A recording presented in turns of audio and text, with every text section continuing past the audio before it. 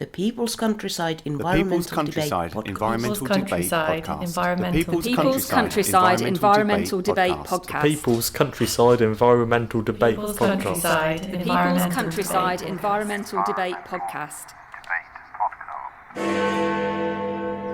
When you're bored, pick up a book instead of your phone and see where that simple habit shift takes you. Do you ever see a time when fuel will be the universal currency? This is the People's Countryside Environmental Debate Podcast, and we're back on our usual output now of answering 2 listener questions that are sent in per episode. We've had a break recently from our usual schedule, different type of output, but now we're back. This podcast is about connecting you with others with the same interests and worries.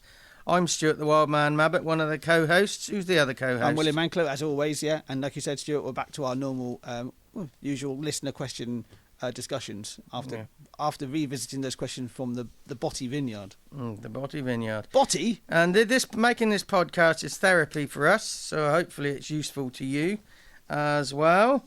We try and break down the big issues into bite-sized chunks. We always try and bring the listeners' questions back round to the environment in some way. And we try and remind everybody that we're all custodians of the little piece of the environment where we live. How can people send in questions, William? One of the best ways to do it is by our email address, which is thepeoplescountryside@gmail.com. In fact, that email address is in the link. There was a link to that email address in the description of this podcast. So you can go and send us an email right now with a question. If you've got like a bee in your bonnet or a hole in your soul, go and come and send it in to us.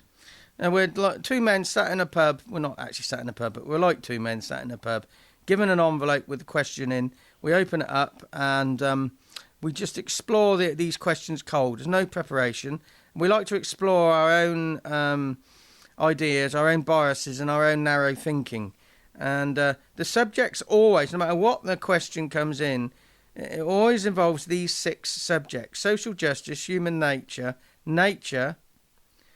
climate, philosophy, sustainability. That is 6, isn't it? Yeah, it's 6. I'm reading those and I still can't get it right. I can never remember the sixth one. And those subjects interplay. Now, as I say, we've had a break from our usual output, basically because we were running low on listener questions. And the last time we did a full episode like we're doing today, we only had 3 listener questions in the kitty. We're up to 19. So that break was worth doing. It also shows that you guys give a shit and you want us to carry on. You're still sending... Yeah, you do give a shit. You're still sending questions for us to discuss. Thank you very much. And Militzer, your question, this first one today, it's mighty long, so William, take a run up. Yeah. So, as always, go and get yourself a cup of tea. This is a long question from Militzer. Militzer's question. From Podgorica in Montenegro. That's right. Can you discuss the following that I read? The secret to self-discipline is to avoid environments that make it difficult and create environments that make it effortless. You weren't born to work 40 hours a week doing something you hate, numb your mind with endless scrolling, and wake up one day wondering where the time went. When you're bored, pick up a book instead of your phone and see where that simple habit shift takes you. The gym, long walks, and a personal project that you can pour your heart into will solve most of your problems. The best periods of my life always came after a period of getting absolutely fed up with the lack of progress I was making. If you don't choose a struggle, you will be assigned one. Staying calm in a situation that used to stress you out is a powerful sign of growth. It's incredible how many people still believe you need a college degree to see any form of success. The conditioning runs deep. If you don't know what you want, you will be told what you want, and you will believe it. Most of your problems aren't problems. They're a temporary emotional wave that normalizes that time. Your problems never go away. You just get better at solving them. You cannot advance to a higher phase of life until you learn the lesson that the current phase is trying to teach you. If thinking about your future doesn't get you excited, it's time to set new goals. If you can't change the situation, you can change your perspective of the situation. You feel bad because the person you want to become is watching your moves. and you don't like what they see. One meaningful project, 1 hour of focused work, 1 day at a time, without waver, that's the secret you're looking for. Normalise not having an opinion on things you don't understand. Sometimes a simple "fuck it, I'll have to make it work" or "I'll make it work" is all you need to start the snowball of momentum into a better life. Force yourself into uncomfortable situations so you don't end up being 50 years old with the emotional maturity of a 15-year-old. This could be a long episode. This is the first question. Ashton comes next to the second question, and I think I might have to wait a while. There's a lot to unpack in there. So she read this, Melissa, so it's not her statement. Yeah. So I'm just going to highlight, I've got on my computer screen, the first bit we can look at. Yeah. Which is, the secret to self-discipline is to avoid environments that make it difficult and create environments that make it effortless. Well, if you master difficult environments, they become an environment that which is you're used to anyway, and it becomes more effortless. But avoiding, is avoidance a good way of I always see self-discipline as something that's internal. Yeah, but it's internalized and... Yeah, but so you're saying it's innate, or is it learnt? Oh, learnt, yeah, it can be learnt. I think it is learned, self-discipline. But what I mean is you want to start from your inside, inside your mind before you think about outside. So there are... I know what distracts me. I know what will stop me from being less disciplined. So I always try to minimise those distractions. But I also am aware that self-discipline starts from within and with your own thoughts. A Buddhist would look at that and say that if you go within, the answers are there.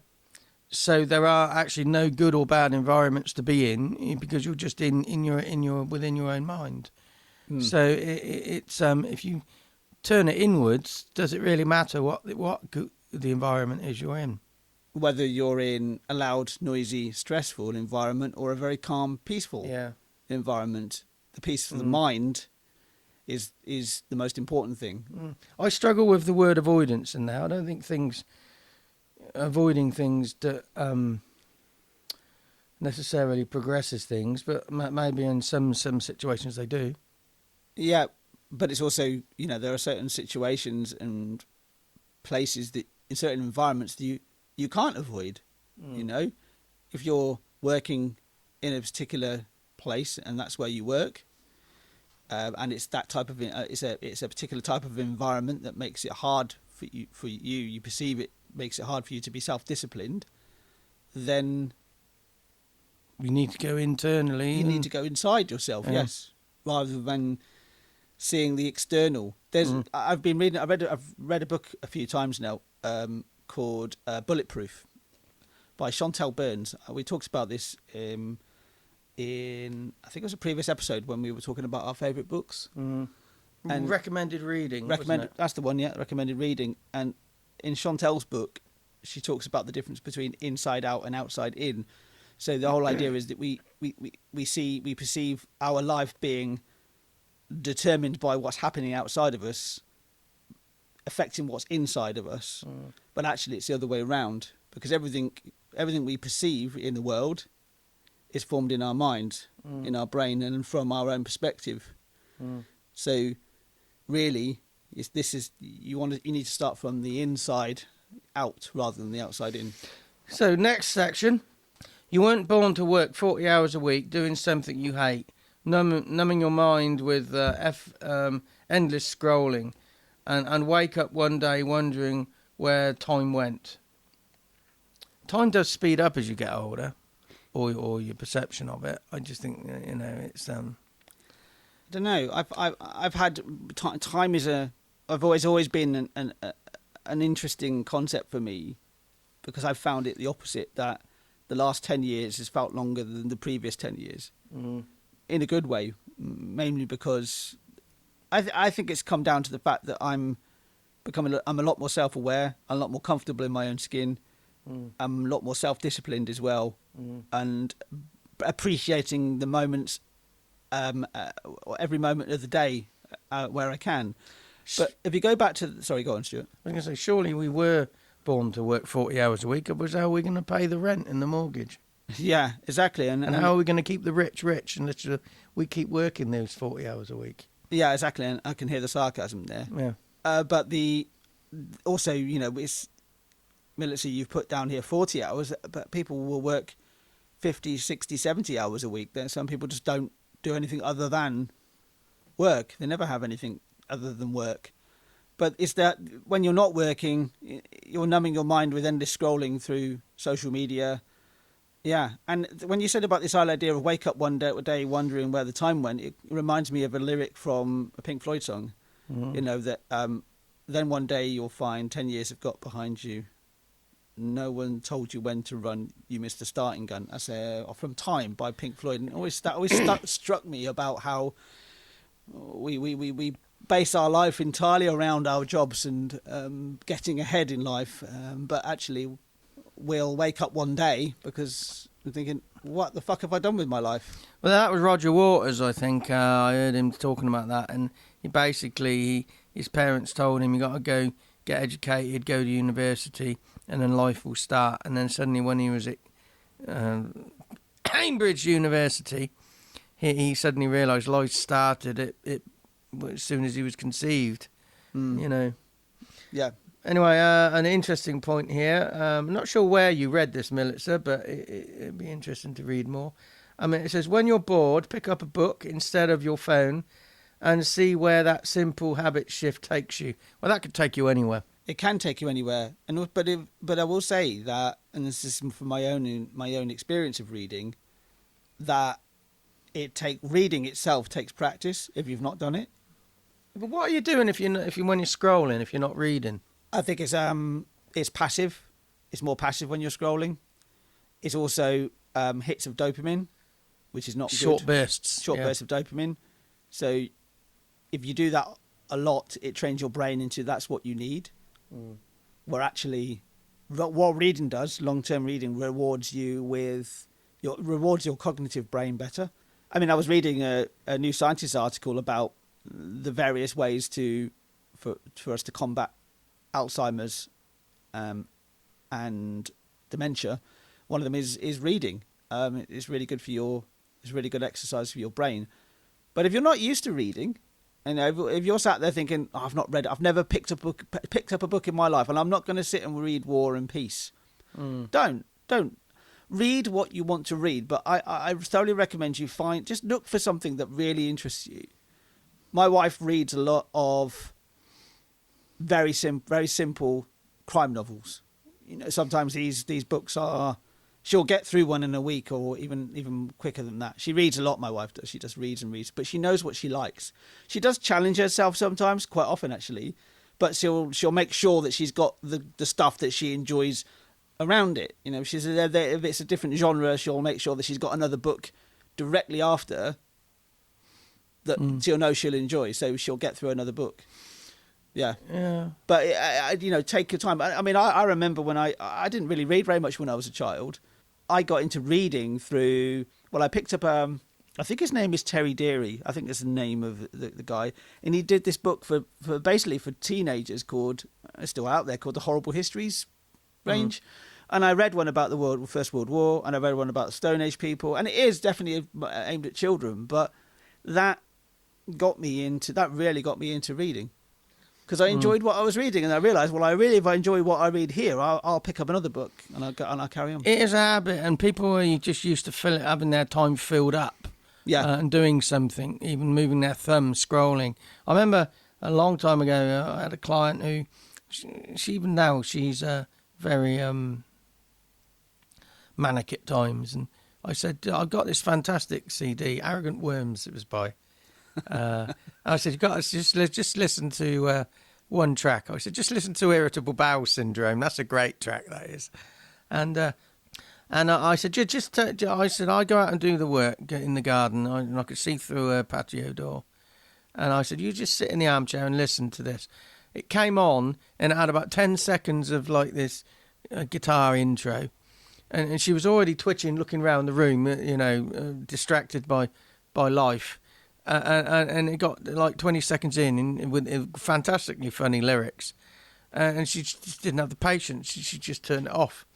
Yeah. It's just a habit you've got to get into. Yeah, and break old habits as much as get into new ones. Exactly, but there's been it's the smartphone revolution that has caused this. That has led to things like TikTok, and Instagram Shorts and YouTube Shorts, and that we just, it seems that it's all chasing after the dopamine hit. Long question. Let's get on to the next bit. Next bit says the gym, long walks, and personal projects that you can pour your heart into will solve most of your problems. The best periods of my life always came after a period of getting absolutely fed up with the lack of progress I was making. The gym, long walks, personal project, that's just doing maybe something you want to do. Which, I mean, some people, I've heard that called an artist state. You've got an inner artist who wants to get out, so you allow space for that, so you do something for that internal part of you. You call it an artist state, some people call that. Okay. Yeah, that some people find that a little bit destabling, because they have this artist state, let's call it, during the weekend, and then they go back to the grind on Monday. And they just can't get into it because they've just suddenly had their perspective altered of what really matters. And I when I used to have lots of staff, my HR consultant used to say a dangerous time for your business is after your staff have been on holiday and come back, because most resignations are handed in after a 2-week holiday, because you suddenly think, I don't want to do this anymore. Yeah. So it's good for you, but you just have to be ready for the perspective change that comes afterwards. And the best periods of whoever wrote this was life came after a period of being absolutely fed up with the lack of progress. I would hope you could start learning not to have to get to those situations to have a good part of your life, and recognise that before it happens. But it can be a good motivator. Can be a good motivator, but if you really master this, you don't get yourself into those situations. You're motivated by seeing it coming, not experiencing it. But progress as well. I mean, how do you monitor progress? I think that's a very personal challenge you have to answer in your own mind. Anything else on that section? No, I just like the next. I like this next sentence of the next section. Go on. If you don't choose a struggle, you will be assigned one. Staying calm in a situation that used to stress you out is a powerful sign of growth. Who's going to assign it you? There's two sides to that. I think life can actually just assign it to you, or you assign it to yourself without even realizing it. God, employer. Do they assign it? Destiny? Or is it just life? Just life, I think. Life assigns you a struggle, and sometimes the struggle is against yourself. Staying calm in a situation that used to stress you out is a powerful sign of growth. Now, when I read that line out, that was quite personal to me, because I found that there's been situations that I've been in that in the past would have stressed me out, and no longer do.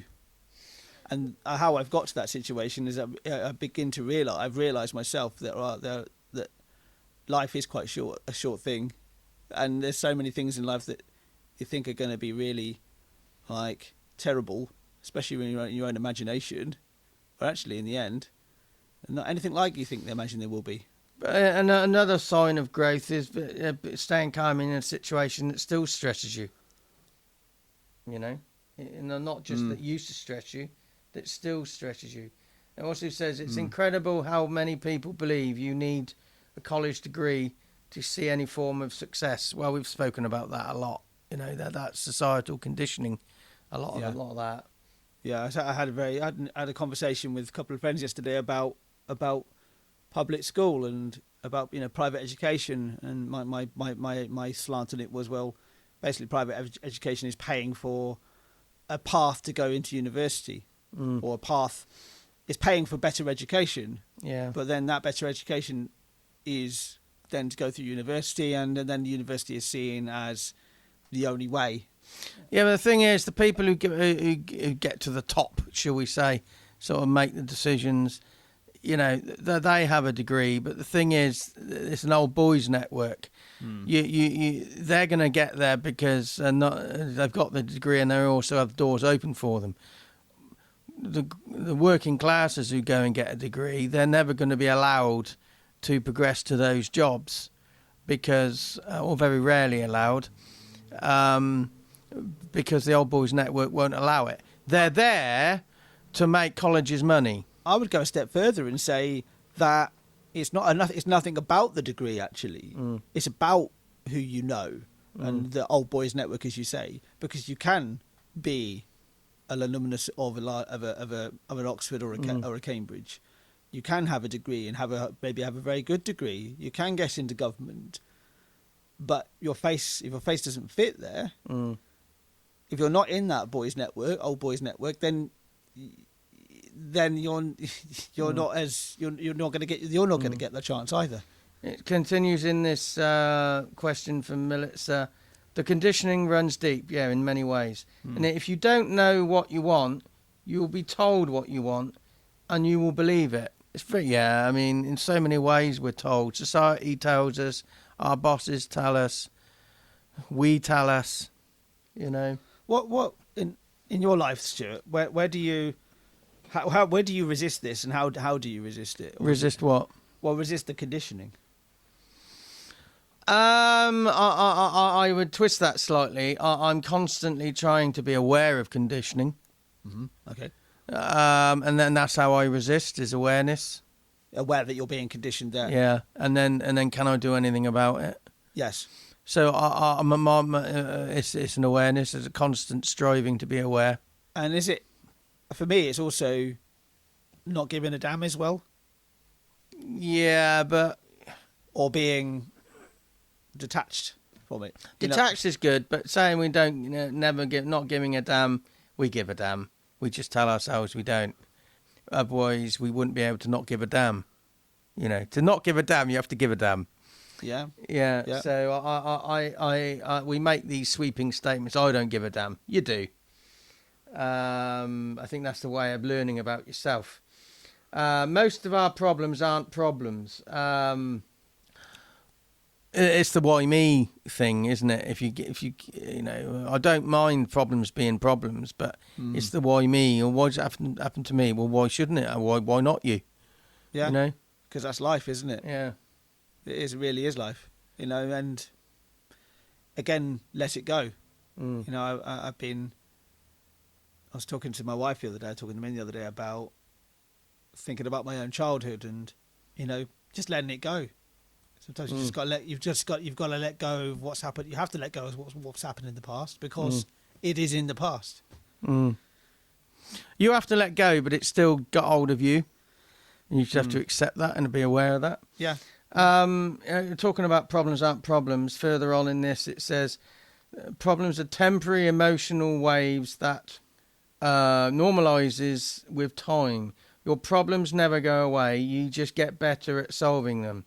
You cannot advance to the higher phase of life until you learn the lesson that the current phase is trying to teach you. Temporary emotional waves, I think temporary can go on for a long time.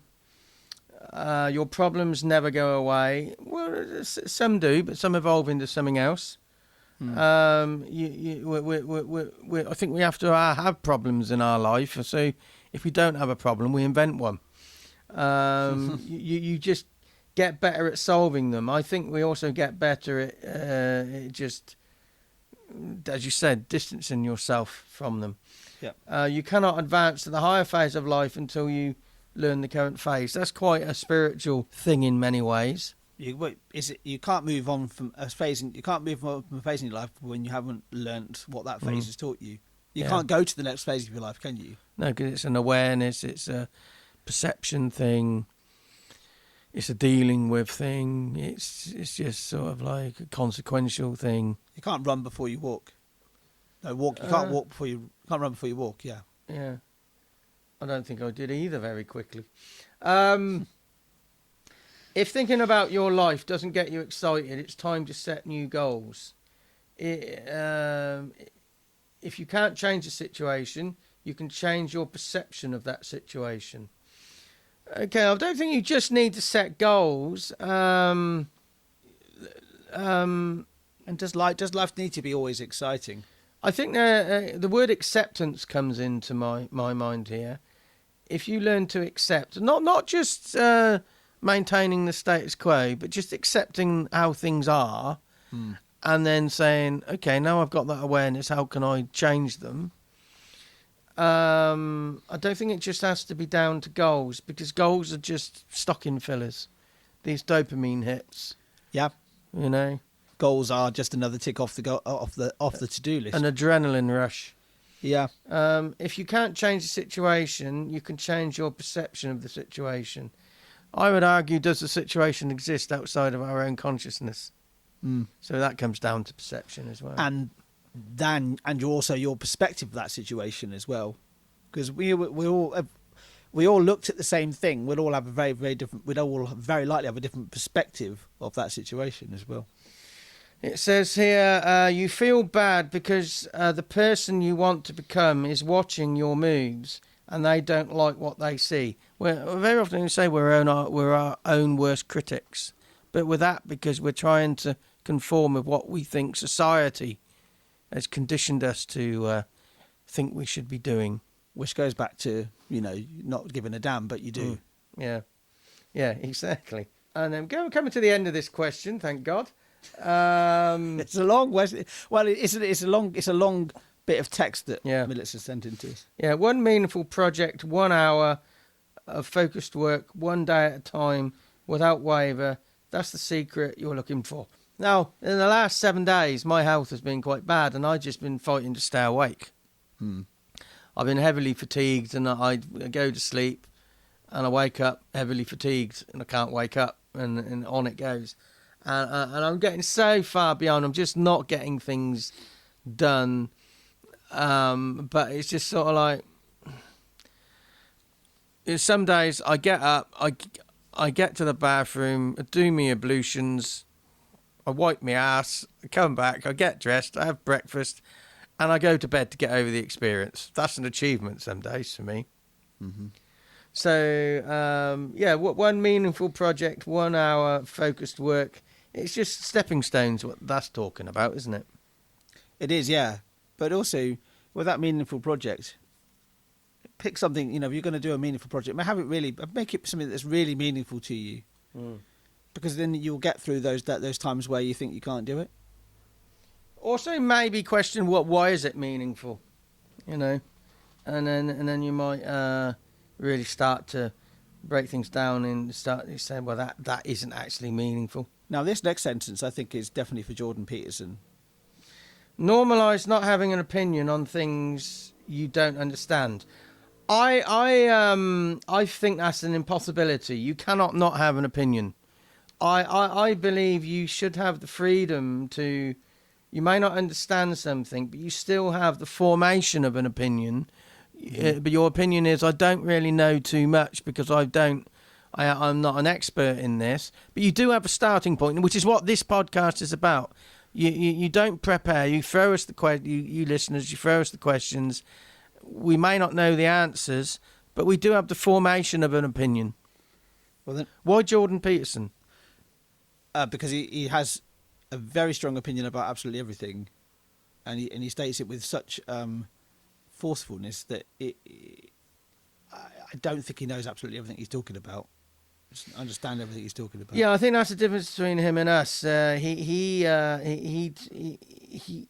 maybe he tries to come across as being right, whereas we're just exploring the options, and then the journey is what allows us to see. I think, yeah. Normalize. I'll read that sentence out again, so it gets in my head again. Normalize that not having an opinion, not having an opinion on things you don't understand, and be open about the things you don't understand. But like you say, you can still have an opinion about something, but go, well, actually, this is my opinion. I don't know much about this. This is my opinion. What do you think? Tell me if I'm right. Tell me if I'm wrong. What do I, and start from that point. Yeah. And then you can understand. You can't not have an opinion. I used to have this with frustration with my mum.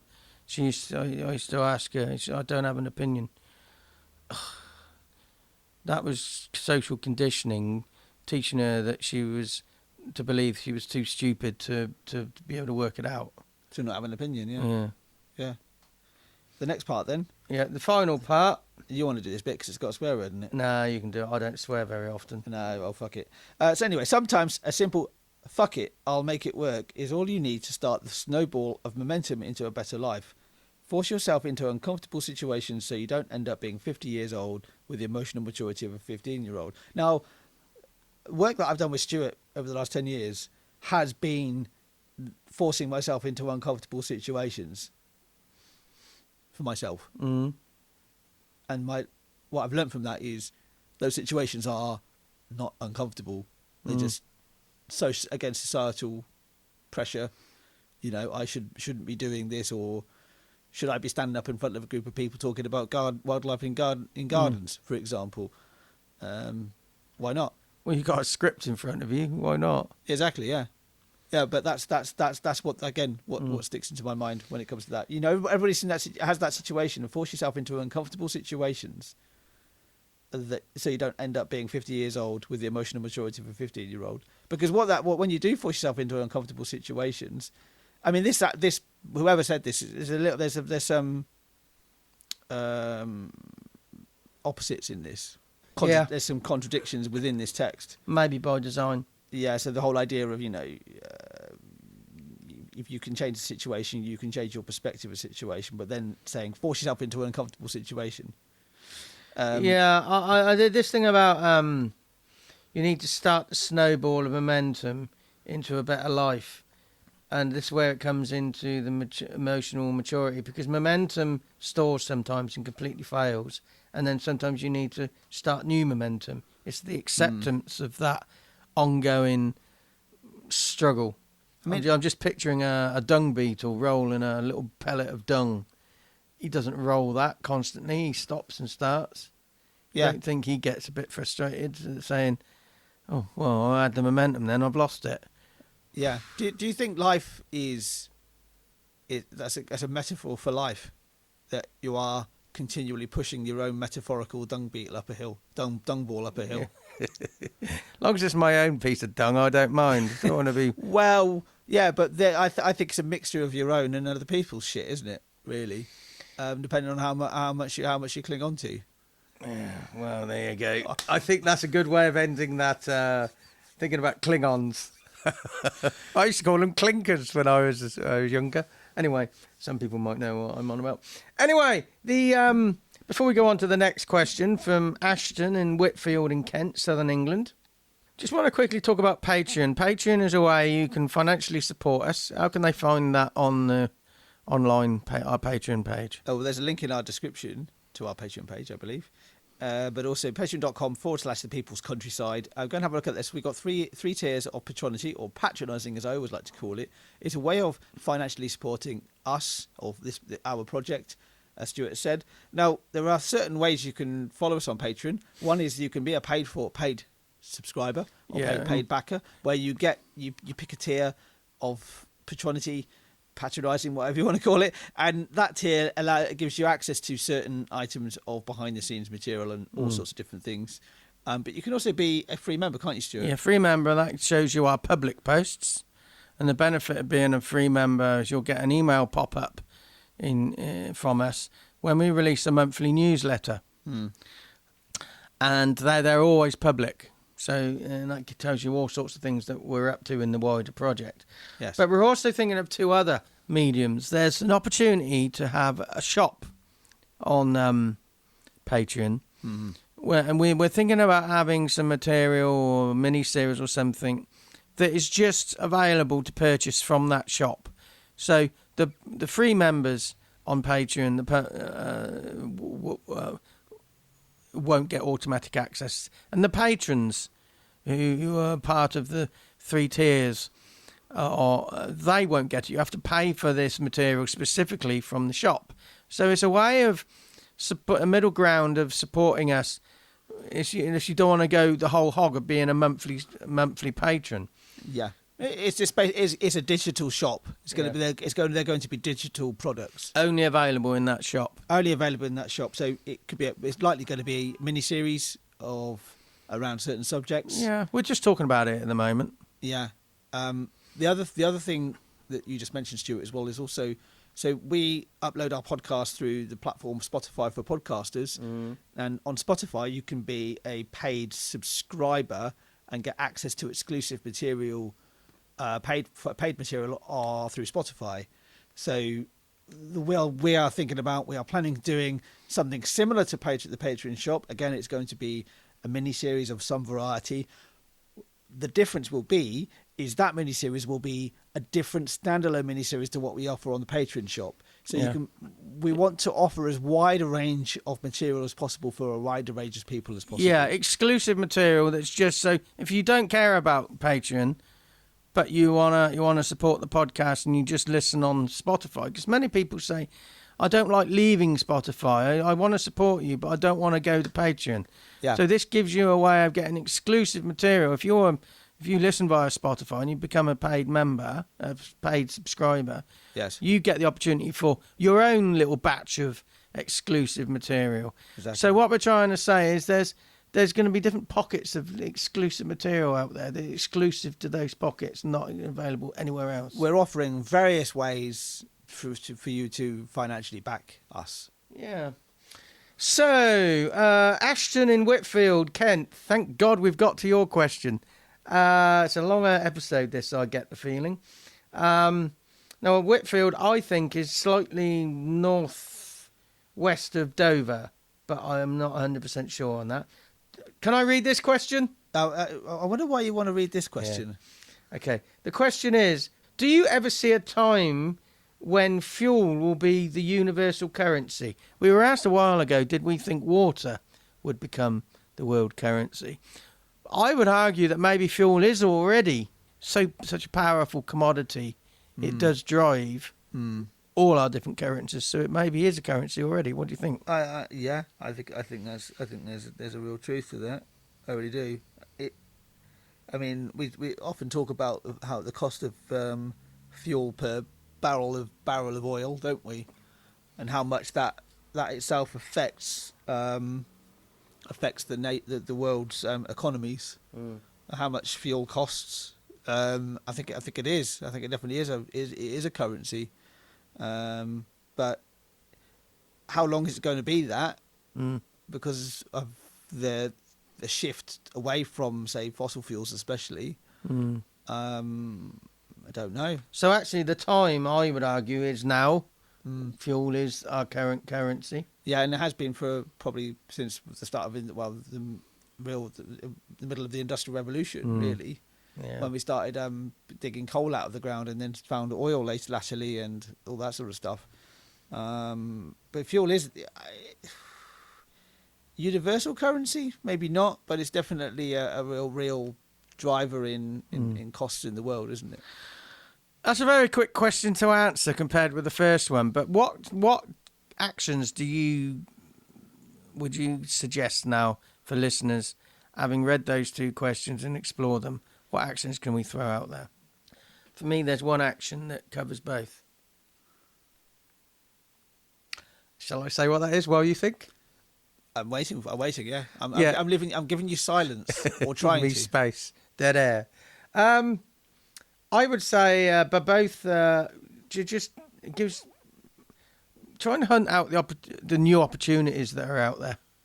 You know, the fuel. Do we want it to be our main driver? There may be other opportunities. Yeah. The thing about situations and in the first question we're talking about situations and perspectives and having a boring life and all the rest of it. Just hunt out the opportunities. You, any actions? No, nothing for myself. Okay, so that just allows us to say we've been the People's Countryside Environmental Debate Podcast. I've been William Mankley. Thanks very much for being with us. And I've been Stuart the Wild Man Mabbott. And join us again for another episode. Maybe a long question, maybe a short.